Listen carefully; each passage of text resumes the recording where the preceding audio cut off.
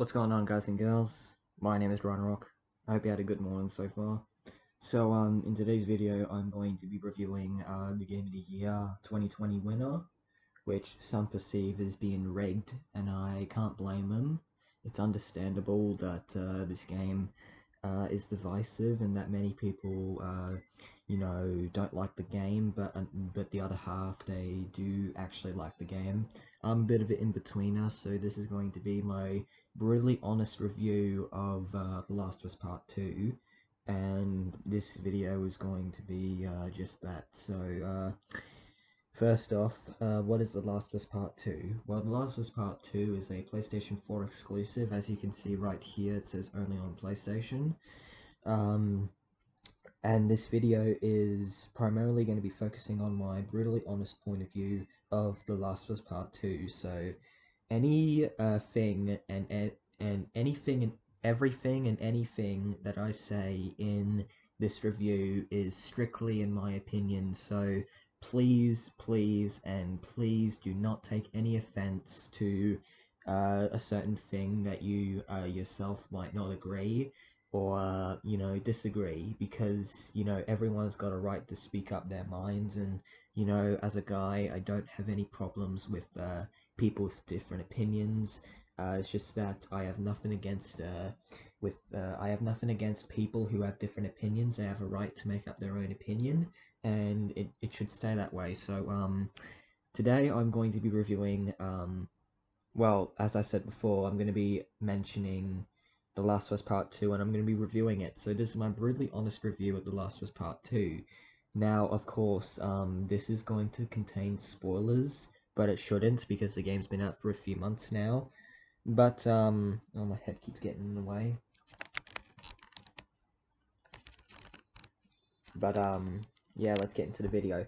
So, what exactly is The Last of Us Part 2? Well, to answer that, which I have answered that question already, it's a PlayStation 4 exclusive that is made by Naughty Dog, and they're well known for making awesome story-driven games such as Uncharted and the first game. Now, what exactly does The Last of Us Part 2 have to do with other games? Well, for starters, it's made by a company that is loved by many, and I think that deserves at least some praise. But prior to the game's release, it took a massive downfall, and I think that's bad for part two, because Naughty Dog, they just ruined the sequel, and you know I don't think it'll be redeemable, to say the least, because The Last of Us Part 2 has done so many damage, and I don't think the game will ever recover anytime soon. It'll probably go down in history books as being a waste of hype. That's what I think.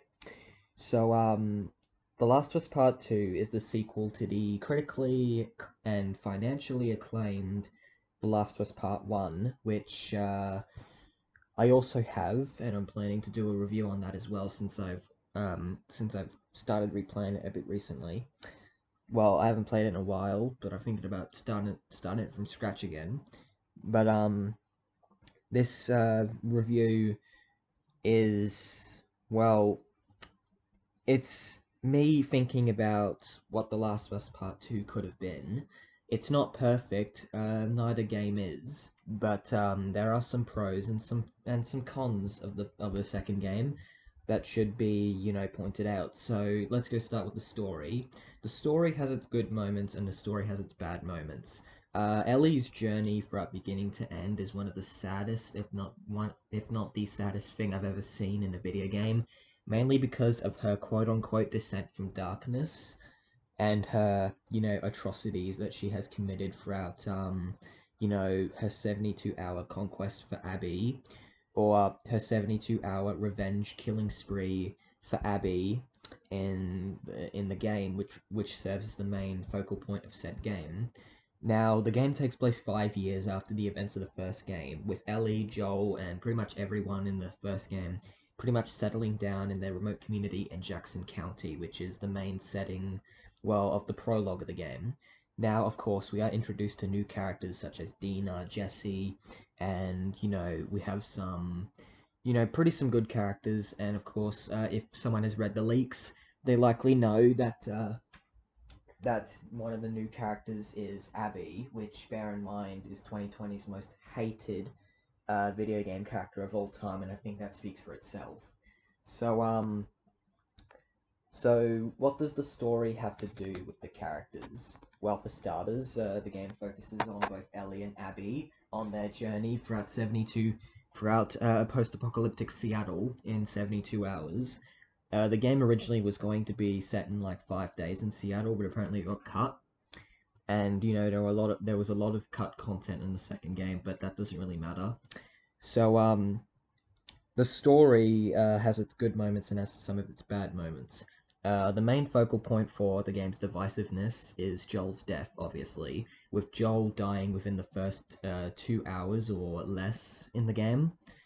And I think that alone is one of the saddest things that I've seen in a video game, because we've grown to love Joel ever since he premiered in the first game back in 2013. Now, I played the PS4 version of The Last of Us, so it shouldn't be a problem for me to know what that character is like. That's what I was trying to insinuate there. Now, the story is huge. I'm not going to go too deeper into the story, but the story is mainly about revenge and hate, and I think at the ending it was trying to steer more into forgiveness, hence why we had this quote-unquote silly, illogical ending of the second game. There's also the added bonus of, you know, multiple gameplay mechanics that have been, you know, improved in the second game. Like for example, we'll dive into the gameplay.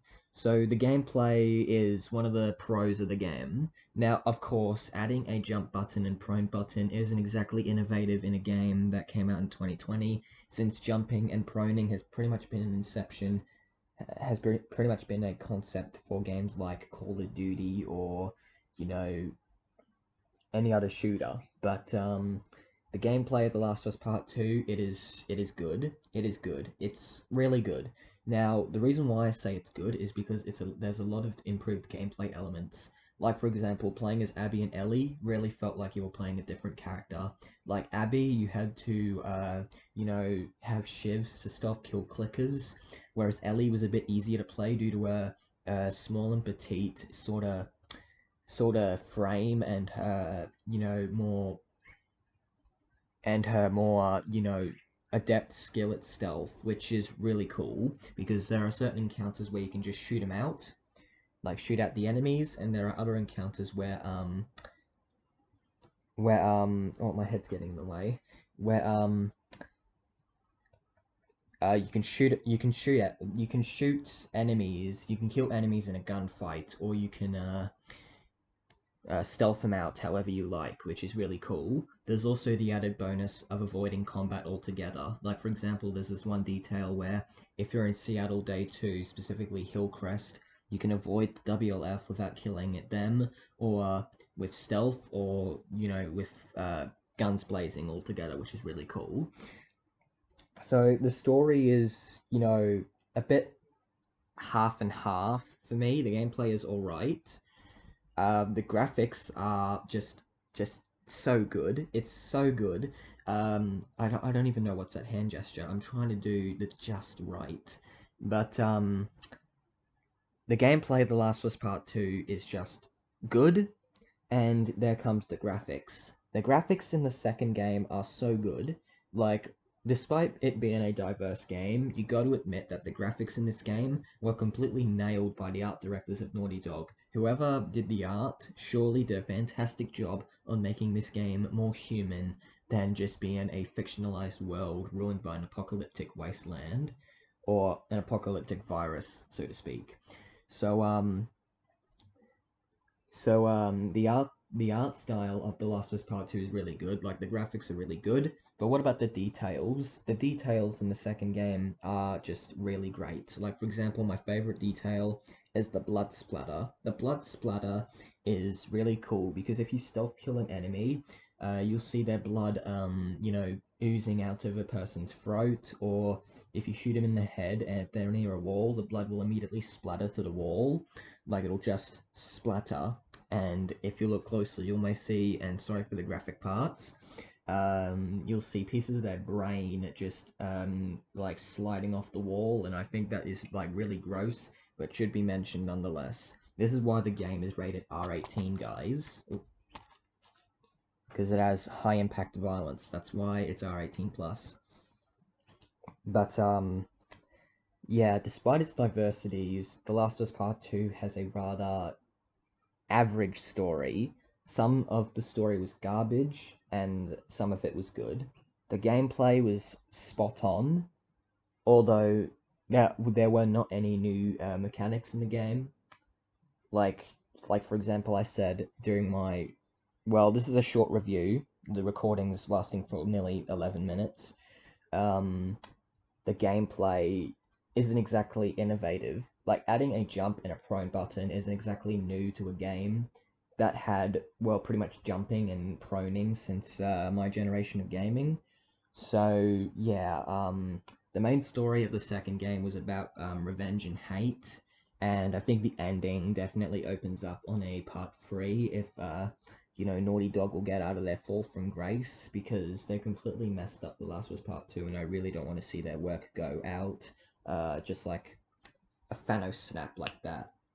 I think it's really, sad to see Naughty Dog go down like this, and I really don't want to, you know, spoil the game, because this is like, I have to say, this review isn't exactly good. Like, I'm just speaking too fast, and I'm really trying not to spoil anything, because the game is like a few months old, but there are some people who just might want to experience the game for themselves, because I think that alone should give me a reason to not spoil the game. But this is my review of The Last of Us Part 2. The gameplay is good, the story's okay, the revenge plot is something that I'll go deeper on to a other video. So yeah, I'll catch you guys later. Have a good day.